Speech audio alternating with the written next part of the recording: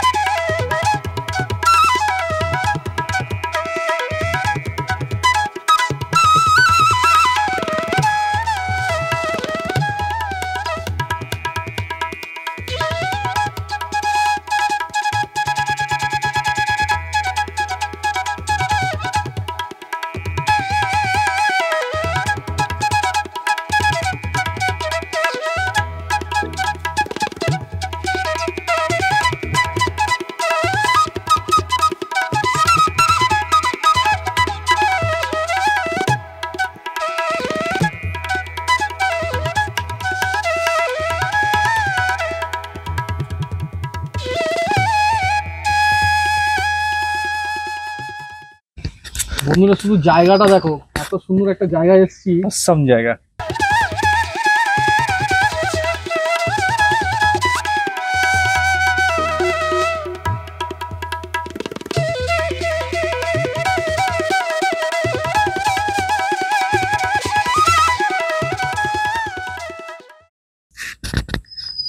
পাটকাঠি, পাট চাষ করে এখানে জলের সময় একটুখানি জল টল হয়ে গেলে যেগুলো হয় আর কি, পাট চাষ করে ওগুলোকে ভিজিয়ে রেখে পচিয়ে তারপর পাটকাঠি তৈরি করে উপরে শুকাতে দেওয়া আছে।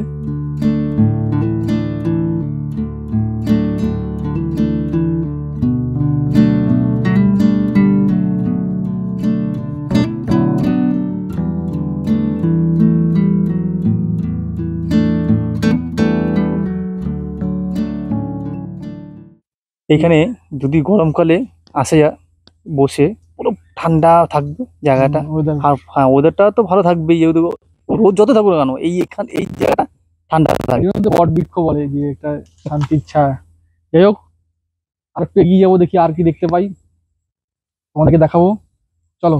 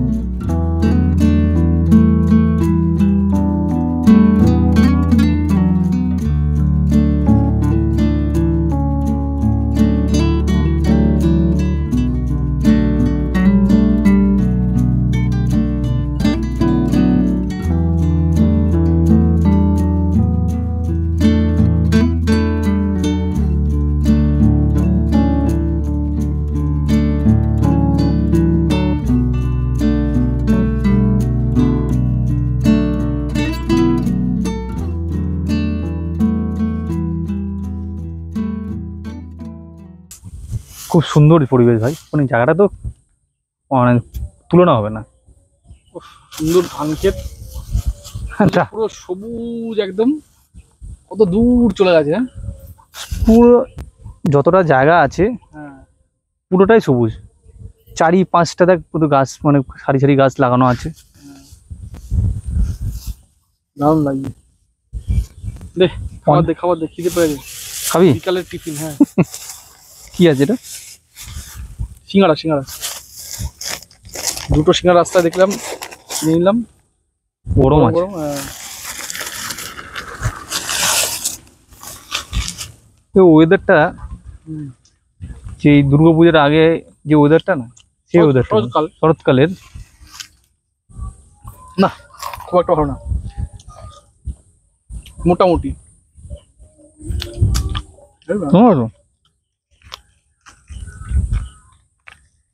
আমার খুব একটা ভালো লাগে না। সব জায়গাতে ভালো হবে সেরকম কথা নেই তো, মোটামুটি। মোটামুটি খাওয়া মতন যাবে আর কি। তবে আজকে বিকালটা কিন্তু বেশ ভালো কাটলো, সুন্দর সুন্দর গ্রাম দেখলাম।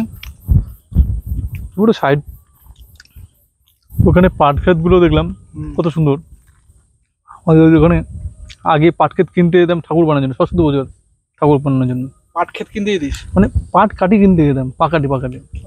ওই যে তোর আমাদের ওই হতো তোমার হচ্ছে প্যান্ডেল হতো, পাকাটি প্যান্ডেল ডিজাইন করে কালার করে তারপর করা হতো। বালি ভর্তি, ঠিকমতো ধোয়নি আলুগুলো।